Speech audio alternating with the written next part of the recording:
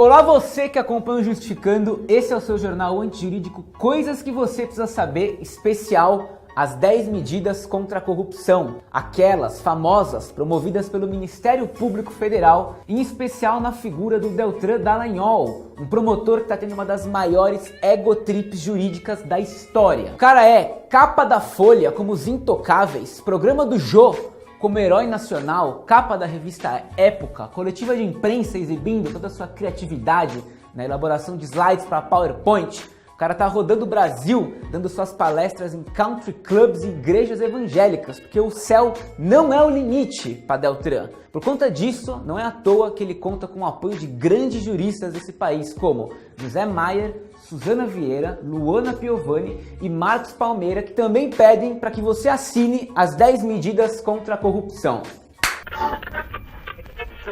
Pior do que isso é ver páginas e pessoas que eu pessoalmente acho muito bacanas compartilhando essas 10 medidas como se fossem o ó do Borogodó, entre elas Quebrando o Tabu e Luciana Genro. Uma coisa que você precisa entender sobre essas 10 medidas é o seguinte: elas são um petit gâteau, só que de merda. Ou seja, parece gostoso, mas se você olhar de perto, é merda, é um petit cocô. Sem mais delongas, chegou a hora de desconstruir essas 10 medidas, já batizadas de 10 medidas contra a Constituição, ou como eu acabei de apelidar, desmedidas, que são 10 e na verdade elas não são medidas, elas são desmedidas, entendeu?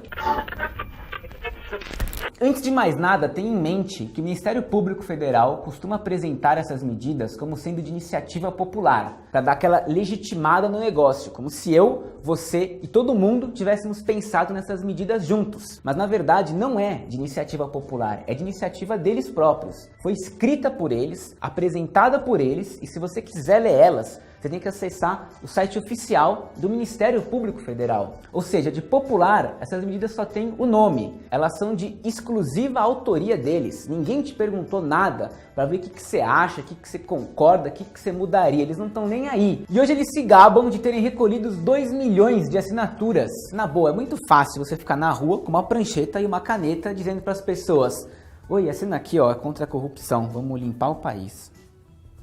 Obrigado. O Brasil tem 200 milhões de pessoas. 200 milhões de pessoas são contra a corrupção. Até os corruptos são contra a corrupção. Então quem reuniu 2 milhões de assinaturas, reuniu na verdade 1%. Daí eles pegaram esses 2 milhões de assinaturas e entregaram, sabe para quem? Pro Eduardo Cunha. Eu sei, eles não têm culpa, eles precisavam entregar o projeto na mão do presidente da Câmara. Podia ser eu, podia ser você, mas era Eduardo Cunha. Então, mesmo assim... Agora eu vou falar da medida número 1 deles. Imagina o seguinte, imagina que você tem 10 ideias para combater a corrupção e você faz uma lista. Pensa que, mano, a tua ideia número 1, ela deve ser muito foda, porque ela é tua fucking ideia número 1, é a principal coisa que você pensou e é a primeira coisa que você escreveu no papel. Agora imagina o seguinte, essa é a medida número 1 deles, é a chamada, ou melhor, o chamado teste de integridade. O que é isso? Para combater a corrupção, eles vão simular umas situações para você, funcionário público, e nessas situações você será tentado a cometer um crime. Agentes infiltrados ou disfarçados vão poder oferecer propina para ver se você aceita. Eles vão poder oferecer uma promoção para você fazer parte de um esquema, ou ainda poderão deixar dinheiro ou drogas no seu carro para ver se você devolve ou para ver se você faz a egípcia. O mais curioso é que na descrição dessa medida eles dizem assim, ó, aspas: é vedada a realização de testes que representem uma tentação desmedida a qual poderia levar uma pessoa honesta a se corromper. Então os caras estão de brincadeira. O que eles estão dizendo, para você entender, eles estão reconhecendo que todo mundo tem um preço e que eles não podem oferecer esse preço, porque senão eles vão prender todo mundo. Tem mais, não é só o fato de que todo mundo tem um preço e eles não podem acertar esse preço. A questão é a seguinte: se eu sou um funcionário público e eu ganho lá os meus 3, 4 mil reais por mês, e um dia eu vou pegar o meu carro e tem uma maleta com 5 milhões de reais lá, E eu olho pro dinheiro e eu penso, cara, eu sei que isso é a pegadinha do Ministério Público. Tá na cara que eles estão me testando. Só que o problema é eu fazer uma conta de cabeça e eu ver que pra mim vale muito a pena eu pegar esses 5 milhões e sumir e amanhã eu tô no Havaí e dane-se vocês. Então o medo deles é que eles coloquem muito dinheiro pras pessoas e que elas vejam que realmente vale a pena pegar aquilo e sumir. Detalhe importante, estes testes eles não podem ser realizados neles mesmos. Juízes e promotores nunca podem cair nessas pegadinhas. Elas só podem ser aplicadas nos funcionários públicos que estão lá no andar de baixo, ou seja, o povo do cartório e do almoxarifado, onde vamos combinar, os verdadeiros esquemas de corrupção acontecem. Basicamente, o objetivo é ver se você vai resistir às tentações, tipo o que Lúcifer fez com Jesus no deserto, Lucas capítulo 4, versículo de 1 a 13. Ou se você não é muito fã da Bíblia, esses testes de integridade eles são nada mais nada menos que os testes de fidelidade do João Kleber. Testes de integridade são basicamente previsões do futuro. Se você aceita uma propina hoje, significa que amanhã você aceitaria de verdade caso não fosse um teste de integridade? E o contrário, se hoje você não aceita o dinheiro da pegadinha, será que isso significa que você nunca aceitou nada no passado? Reflitam. Daí é um passo para a gente viver aquele filme Minority Report, onde as pessoas começam a ser punidas por crimes que elas não praticaram, mas que alguns videntes do Ministério Público Federal deitados em uma jacuzzi imaginaram que podia ser possível ou provável. No final das contas, não é muito louco você punir alguém que você fingiu umas paradas para essa pessoa? É muita brisa o Estado te dar condições e oportunidades para você cometer um crime, para depois ele falar, te peguei. O Estado acaba ele mesmo realizando um pseudo-crime que ele mesmo está com medo que ocorra. O objetivo dessa medida não é investigar as reais causas da corrupção, mas sim encontrar alguém que possa ser um corrupto utilizando o método João Kleber. O que isso significa juridicamente é que estamos caminhando do direito penal do fato para o direito penal do autor. Ou seja, o Estado não se preocupa mais em investigar crimes, e sim pessoas. Essa medida ainda acarreta umas tretas jurídicas clássicas, daquelas de primeiro semestre de faculdade, quando você ainda era menos do que um zigoto de vadimécum. A questão é, você pode punir alguém por um crime impossível? Se tudo é um teatro, qual crime que você está praticando? Isso também tem a ver com flagrante preparado. Já tem até súmula da STF quanto a isso. Não tem crime quando a preparação do flagrante torna impossível a sua consumação. Resumo da ópera total. Medida número 1. Fuck you! A próxima medida deles é manter a fonte em sigilo absoluto. Na prática, o que isso significa? Que pode existir a possibilidade de você ser condenado com base na palavra de um informante confidencial que você não faz a menor ideia de quem é. Cara, é um direito básico você saber quem está acusando você. É o ponto de partida para você e seu advogado entenderem como você vai se defender do que está acontecendo. Agora faz o seguinte, pega esses testes de integridade da medida número 1, que você não sabe quando, como ou onde você participou, se é que você participou, e bata no liquidificador com o fato da fonte que te denunciou ser confidencial. Resumindo, você está dentro do livro O Processo, de Kafka. Você acaba sendo um experimento das autoridades. Você pode ser preso por algo que não aconteceu e denunciado por alguém que você não faz a menor ideia de quem é. Como que você se defende disso? Portanto, medida número 2, fuck you too very much. Antes de eu continuar, coloca na gaveta a sua noção de que o Brasil prende pouco. Estamos caminhando para a terceira maior população carcerária do planeta. A gente prende muito, a gente adora prender, a gente acredita nisso como uma solução. A gente é burro. Com essas 10 medidas, vários mecanismos de defesa serão mutilados, entre eles o habeas corpus, mas eu vou falar disso mais pra frente. Se hoje a gente prende muito, com essas 10 medidas você vai ver o que é prender como se não houvesse amanhã. E o Ministério Público Federal e o Deltran são muito desonestos no debate dessas medidas. Porque se você critica elas, parece que você está defendendo o corrupto, sabe? O pensamento binário, 0101. Só que essas 10 medidas, elas não afetam somente os crimes de corrupção. Elas mexem em tudo. Elas mexem no tráfico, elas mexem no roubo, elas mexem no furto. Os caras são completamente loucos. Eles estão achando que eles vão prender o Al Capone, meu. Só que aqui é Brasil, aqui é a fucking cidade de Deus, cara. Se essas 10 medidas passam, essas mudanças legislativas elas vão ferrar ainda mais os negros e os pobres. Só que os intocáveis, Eles são incapazes de fazer esse recorte social e racial sobre os verdadeiros efeitos de mudar as regras do jogo. Mas agora bora ficar puto de verdade, meu. Os caras estão propondo a morte do habeas corpus. Basicamente é o seguinte, pensa num recurso louco. Pensa no habeas corpus, meu, conquista histórica, o negócio tem 1000 anos.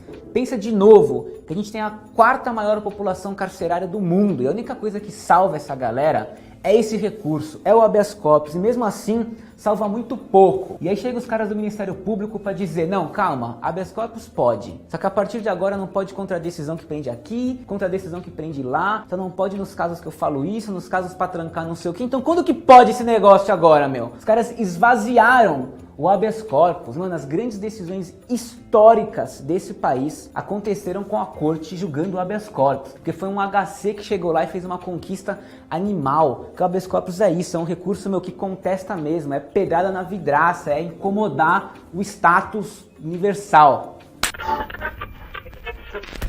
A próxima medida chama confisco alargado e extinção do domínio. E o que vai rolar na prática é o seguinte, eles vão poder pegar de volta o dinheiro que você roubou do Estado.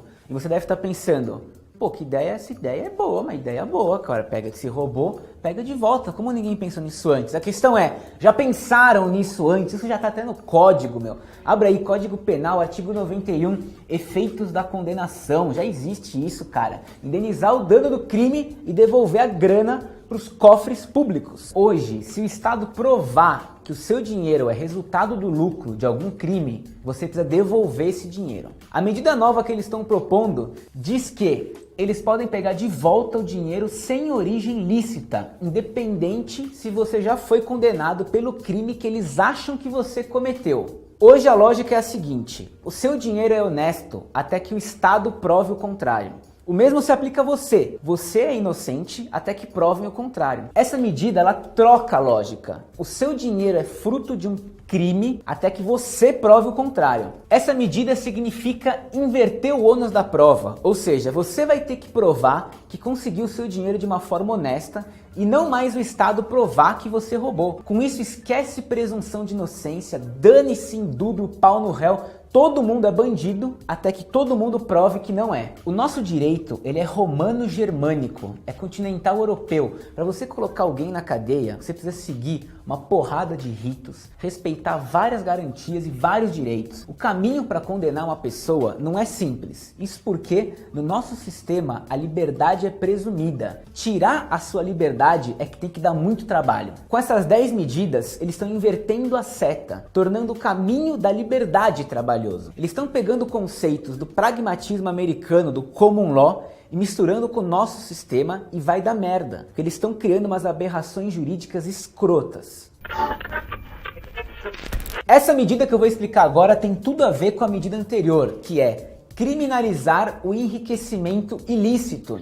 E o raciocínio é, vamos criminalizar o enriquecimento ilícito porque assim dá pra gente punir as pessoas mesmo quando não der pra descobrir ou provar quais atos de corrupção que essa pessoa cometeu. Ou seja, se você tem uma renda que não bate com a sua fortuna na conta, você é automaticamente um bandido. Eles partem do suposto de que o enriquecimento ilícito é prova indireta da corrupção. E essa é uma lógica perigosa de fazer, porque se você começa a dizer que tal comportamento é prova indireta de outro, você está criando um clima em que todos são suspeitos. Essa medida, como tantas outras do projeto, são mecanismos de facilitação de provas, para basicamente ferrar quem eles estão acusando. Na pressa de facilitar as provas da acusação, eles atropelaram umas paradas básicas, presunção de inocência e princípio da culpabilidade. O direito que você tem de ser condenado e punido apenas pelo que você realmente fez, e não pelo que eles acham que indiretamente você possa ter feito. A real é que com a Lava Jato eles viram que não é fácil provar. Provar é difícil, dá trabalho. Então o que eles estão propondo é mudar as regras do jogo, o que é uma baita incompetência, porque a gente vive num mundo que é basicamente impossível você fazer alguma coisa sem deixar rastro. Qualquer movimentação, ligação, e-mail, mensagem, depósito, tudo deixa um rastro. Cara, nunca foi tão fácil provar alguma coisa como é hoje em dia, e mesmo assim eles não conseguem. Daí eles agem igual uma criança que está perdendo o jogo e começa a querer mudar as regras. Gente, os caras estão propondo o uso da prova ilícita de boa fé. É brincadeira, beira o ofensivo. Depois da ditadura que o Brasil passou e que tantos outros países da América Latina passaram, os caras me vêm falar de prova ilícita. Pô, vão se fuder. Validar isso é um atraso que parece que quem tá propondo essas medidas é o Bolsonaro. E eu vou falar uma parada. O que o Ministério Público se tornou é um enorme Bolsonaro. Pronto, falei. Uma das ideias deles também é aumentar a pena por crime de corrupção, sabe? Aumentar a pena, galera. Em que planeta que aumentar a pena do crime de corrupção torna mais fácil você descobrir crimes de corrupção? Você ligou que uma coisa não tem nada a ver com a outra? Digo mais, a Lava Jato ela vem criando essa atmosfera punitivista de combate à corrupção e com ela esses delírios de aumentar a pena achando que você vai resolver algum problema. É umas ideias, mano, joga pra torcida que o povo vai gostar e enquanto bater palma tá funcionando. Prisão preventiva para assegurar a devolução do dinheiro. Eles querem adicionar mais uma possibilidade de prisão preventiva. A prisão preventiva para evitar que o dinheiro suma. O que vamos combinar é muita ingenuidade você achar que prendendo alguém você evita que o dinheiro suma, que a pessoa está presa, ela não está morta. Basta um telefonema para alguém, um amigo, um familiar, qualquer pessoa com poderes para mexer na sua conta, que ela mexe e a grana desaparece. A grande crítica dessa medida é que ela pode ser usada para prender você até você confessar ou colaborar sobre onde está o dinheiro, mesmo que você não tenha cometido nenhum crime. Prisão preventiva, prisão cautelar, esquece esses nomes por um segundo. Prisão é prisão. Se você está preso, ferrado, numa jaula, não faz a menor diferença o nome técnico do que está acontecendo com você. Para sair de lá, tem gente que confessa qualquer coisa. É uma alteração na lei que pode claramente ser usada como uma forma de prender por causa de dinheiro. Ou mais louco ainda, prender alguém que você não sabe se é culpado por causa de um dinheiro que você não sabe se tem relação com o fato que você está investigando e muito menos se esse fato que você está investigando é um crime. Pressionar psicologicamente uma pessoa com prisão para que ela confesse algo é o retorno de tempos sinistros. Nossa, Igor, você só sabe criticar, você só sabe falar mal, faz melhor, faz 10 medidas você então, me explica aí. Ninguém é capaz de produzir algo 100% lixo e ninguém é capaz de produzir algo 100% divino. Tem coisas que eu concordo nessas 10 medidas, que apesar de chamarem 10 medidas, são mais de 30, que dentro de cada uma tem várias. E a verdadeira questão é o seguinte, as coisas que eu concordo, eu nem vou comentar, não precisa comentar. O negócio são dezenas de mudanças legislativas. Eles querem reformar o Código de Processo Penal. Só que esse tipo de reforma, ele precisa ser debatido nacionalmente, que nem ocorreu com o novo Código de Processo Civil. Muita gente fera tem que participar, tem que ser ouvida, tem que debater, tem que estudar os prós e contras e chegar num denominador comum. Tem medida boa no meio, pouquíssimas, mas tem. E essas pouquíssimas estão anexadas em uma porrada de medida escrota que está passando batida. Nesse exato momento, as pessoas mais preocupadas com o seu direito de defesa, o justificando, os parceiros do justificando e os amigos do justificando.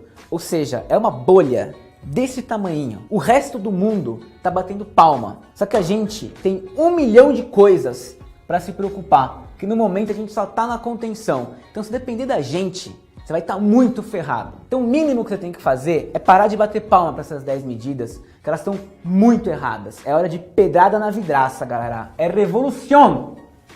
Revolução totalmente desnecessária. Se você, junto com a minha mãe, assistiu esse vídeo até o final, tem surpresa para você. A gente vai sortear 3 livros do nosso parceiraço Pedro Estevão Serrano. O livro é Autoritarismo e Golpes na América Latina. Sensacional. Para você concorrer, deixe o seu comentário no Facebook marcando 3 amigos seus que são a favor das 10 medidas da corrupção. Quem sabe assim, assistindo o vídeo, os caras não ficam meio desconfortáveis e a gente começa aos poucos uma mudança de consciência, afinal de contas, era de Aquários. E é isso aí, semana que vem, tamo de volta. Coisas que você precisa saber. A gente nunca tá de volta na semana que vem.